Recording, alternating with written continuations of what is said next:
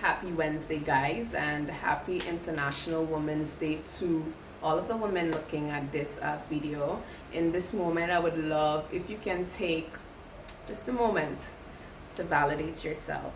And even if you're looking at this beyond today, take some time and validate who you are and your contributions to the collective. And if you can do that every single day, by all means, do so. So whether you're a man, whether you're a woman, take some time and validate yourself, right? So I just wanted to give you a real quick update. Hopping on here just to attack these 4 things real nice and quick.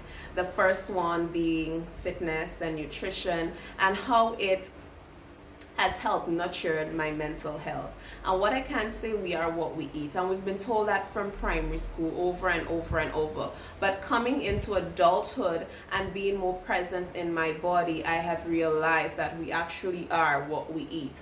And what I mean by that is that certain foods that you eat, if you pay attention to your body, you, after eating something, your body's talking to you and telling you, this wasn't so good, this was great, you know, based on if you're gassy, if you're bloated, if you feel fatigued, because food is fuel. You're supposed to feel great and energized, not weighed down, right? So food really does help your mental health, because if your body, your physical body, is feeling weighed down, then what's happening is that over time it gets into your mind, meaning that there's only so much your mind can do with the body that's feeling weighed down. So the mind will have to adapt or adjust to that body in the moment, and then the thoughts is in alignment with how you feel, right? So let me say that again. The thoughts that we have is in alignment with what we feel and how our bodies are feeling. So that's why it is very important to put in the good stuff. Something that I was telling a client the other day that I couldn't understand, right? That if we heard, right, that there was a particular gas station and there was residues in the gas, so the gas wasn't great for the car, right? After a while, you find the car shutting down or the car just puttering along the road, right? Even if that gas was cheaper, most persons wasn't going to go fill up there, right? Because they want to protect their car. Now, our bodies is our avatar, or if you want to say it's your vehicle to navigate this world. So why wouldn't we want to ensure that whatever it is we're putting in is of high quality, right? And I know that budgeting is a huge factor. It's like things are crazy expensive, persons would say to me, and I'm like, that's why we're blessed with the land. And it's something I myself is trying to get into, planting my own, rearing my own, and knowing exactly what goes into my body. And of course, you know, from time to time we will have indulgences, but you can mix and match as well. You can have the best of both worlds while taking care and guarding how you feel, and therefore your thoughts, your mood, whether or not you're prone to anxiety or depression based on what we eat.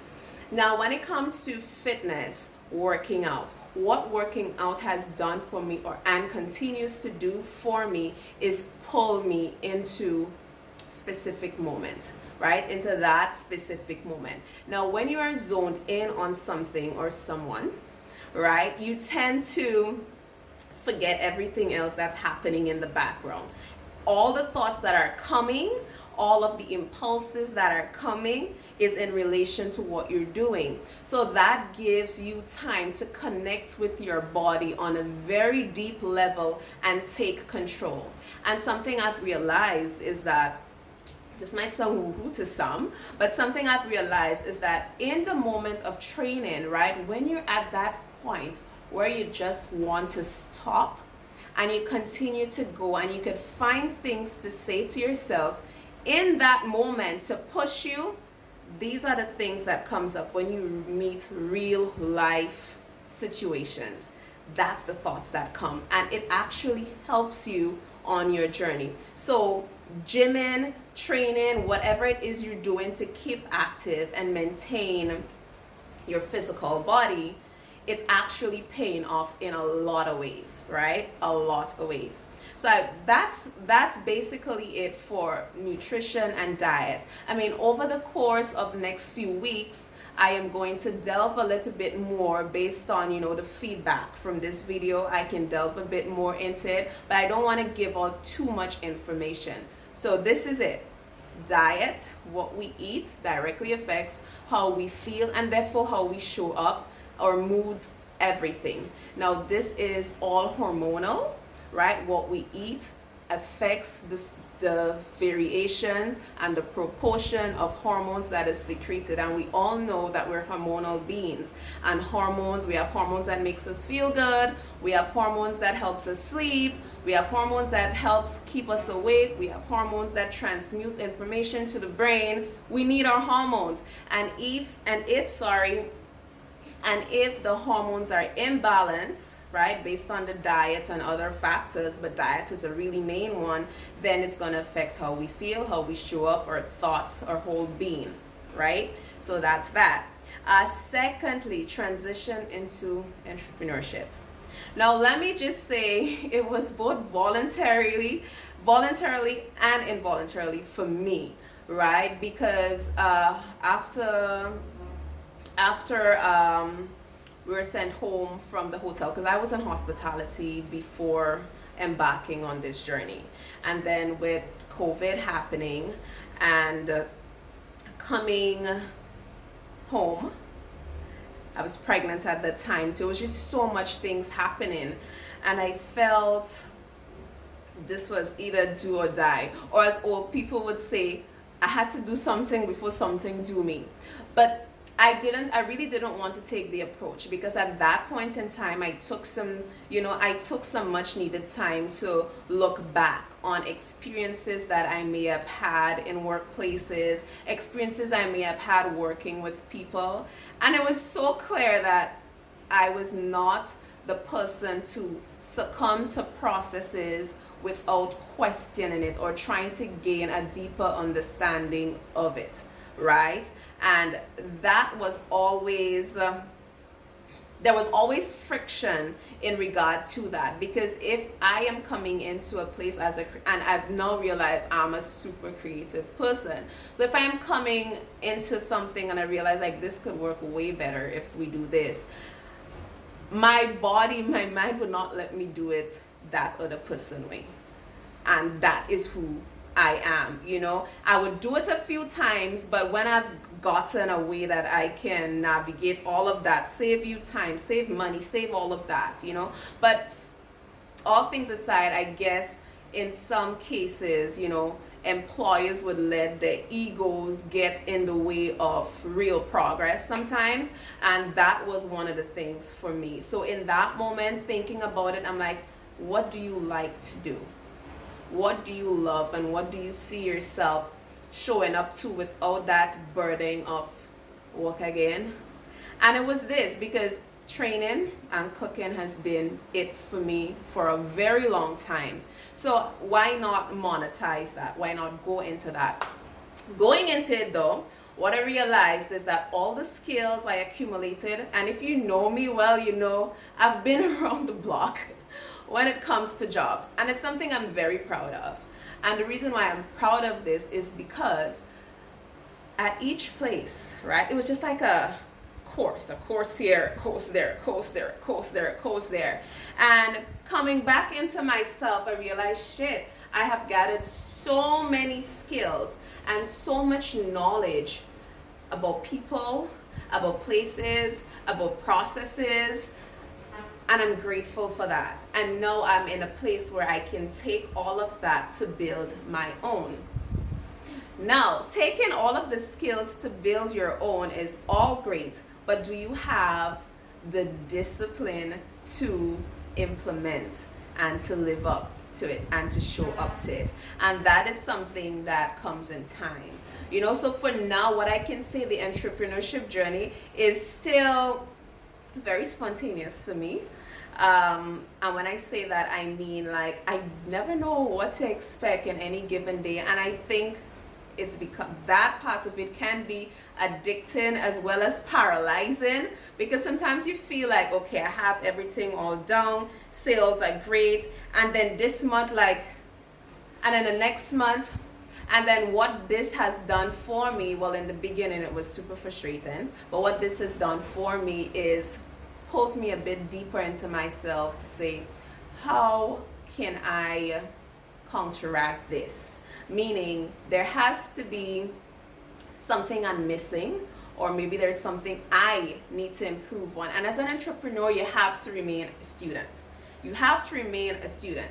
Have to keep learning about your field, meeting new people, and be open to feedback.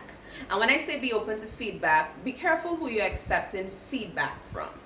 Because a lot of times persons aren't versed in the field. They have never embarked on an entrepreneurial journey before, and yet they want to insert their opinion there. Well, in my opinion, you don't get an opinion there. Now, if you've been navigating this, if you are on the journey as well, then we can have a conversation, right? So I just wanted to say that you have to be disciplined on this and understand that wherever you are right now is exactly where you need to be. Spiritual awakening and my healing journey, right? So let me just first say, a spiritual awakening, it is a moment in time when what isn't you comes into your awareness, right? So you start having realizations that I am meant for more.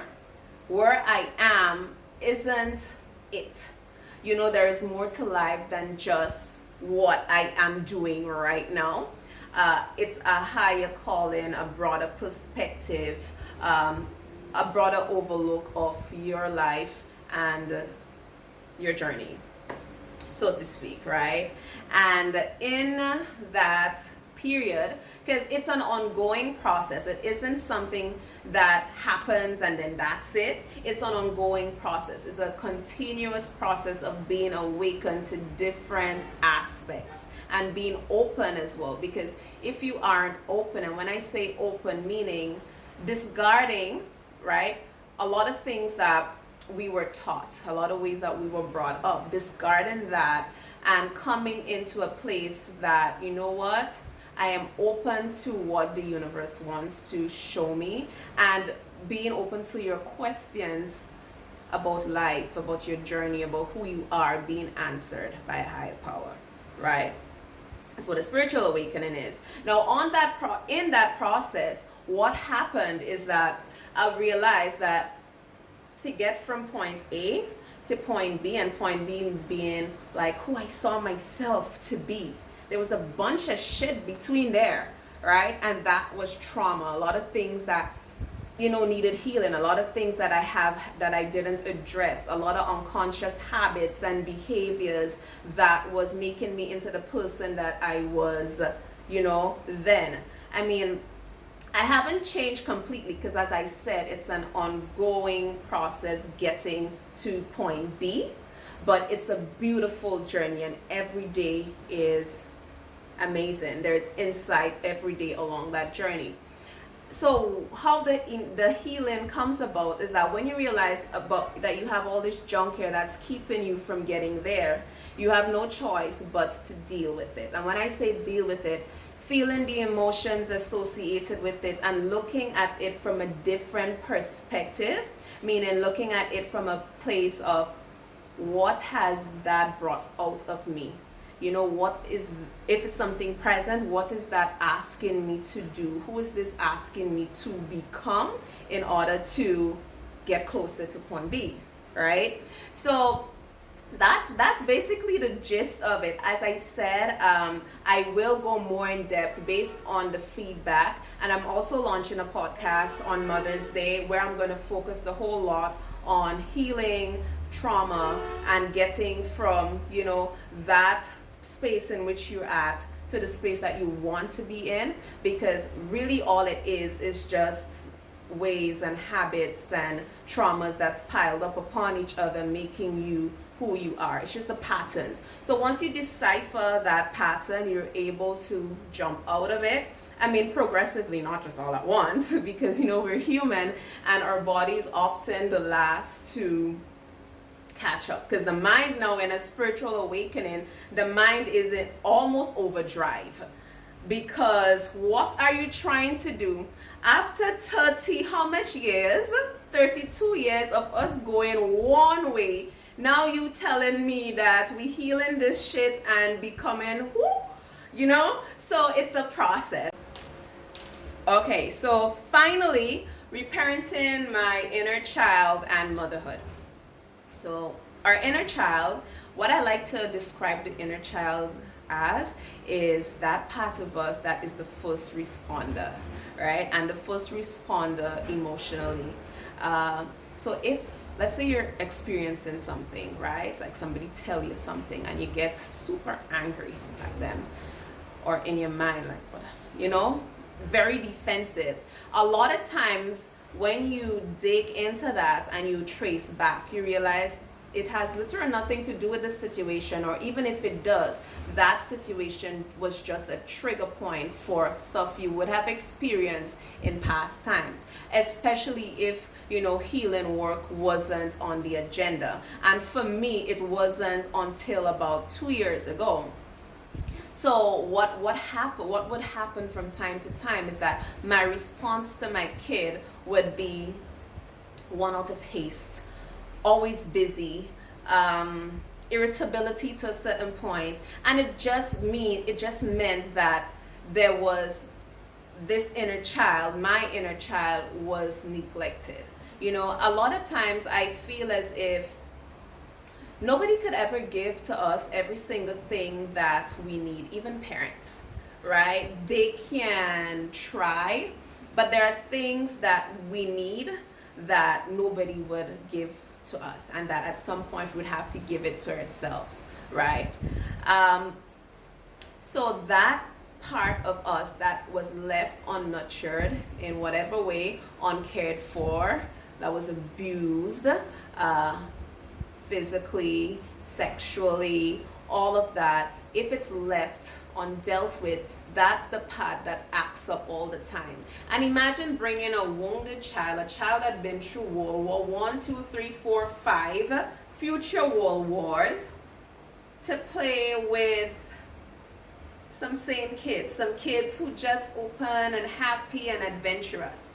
That child is going to be resentful and bitter and jealous and envious and all of these things, right?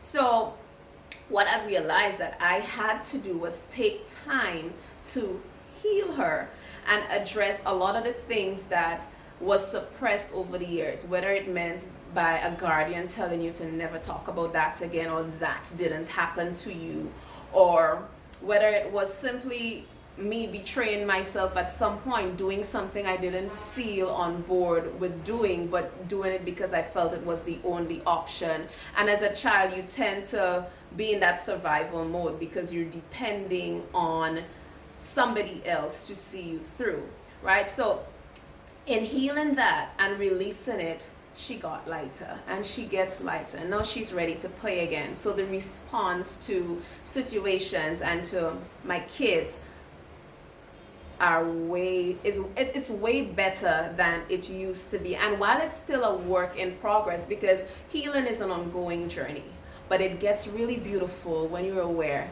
and you see your growth, you see the progress that you're making, not in just your life, but in the lives of your kids. And like it or not, believe it or not, I should say, your kids start changing as well. Because when mommy or daddy shows up feeling good and ready to interact, when daddy's inner child or mommy's inner child is cool, calm, collected, taken care of, well fed, nurtured, he or she is ready to take on kids, family life, other relationships in its fullest capacity. So to close this off, I just want to say, right, the relationship with yourself, man, that is the first relationship that should be nurtured, because all of the other relationships around you are a direct reflection of that relationship with yourself. And the healing work that has to be done, it needs to be done, right? Because it is, whether we want to accept it or not, or say, oh, that was in the past, why we had to bring that up. Listen, something I realized on my journey is that there's energy associated with every single experience that you have, right? And if not dealt with, right, it goes stagnant, and that is what weighs you down, right? Our nervous system is wired based on early experiences, and if you're not consciously doing work to reframe your thought patterns, reframe the thought forms, and reprogram that nervous system, then you'll continuously be feeling down, anxious, depressed. And if we aren't doing that healing work deep enough, there would be little or no connection to ourselves, firstly, our partners, and our children. It's just unfortunate to say that a lot of people are emotionally unavailable. And the reason being is that they haven't dealt with themselves. They haven't even met themselves, much less to deal with themselves. So take some time, right? You can send me a message if you feel like, you want to dive deeper into something. If you want me to dive deeper into something, take some time, send me a message. Listen, this journey has been amazing overall. I see myself in a new light, right? And at some point, at the point when I started to shed, people's perception of me, because I realized there was a part of me that believed stuff that people said or felt about me, and I just assumed it as my identity. And all of that was unconscious. And just to triple back on entrepreneurship, if you're about to embark on that journey, you have to face yourself. Because if you're building a business based on people's perception of you, I'm not saying it could be very successful. It could be, because if you have the skills and the discipline and you go all in, it could be. But how are you feeling while doing it? You want to enjoy the journey of building. You want to enjoy your family. You want to enjoy your life. And the only way to do that is to make sure that it's actually you in that life, that it's your life, right? So thank you for tuning in. Please subscribe to Light Body. I'm looking forward to cooking up you guys some meals. And if you have any questions, queries, or anything, the website launches soon, so you can find me on there, or you can just send me a quick DM on Instagram, Facebook, WhatsApp. Okay? Thank you very much, and I love you guys.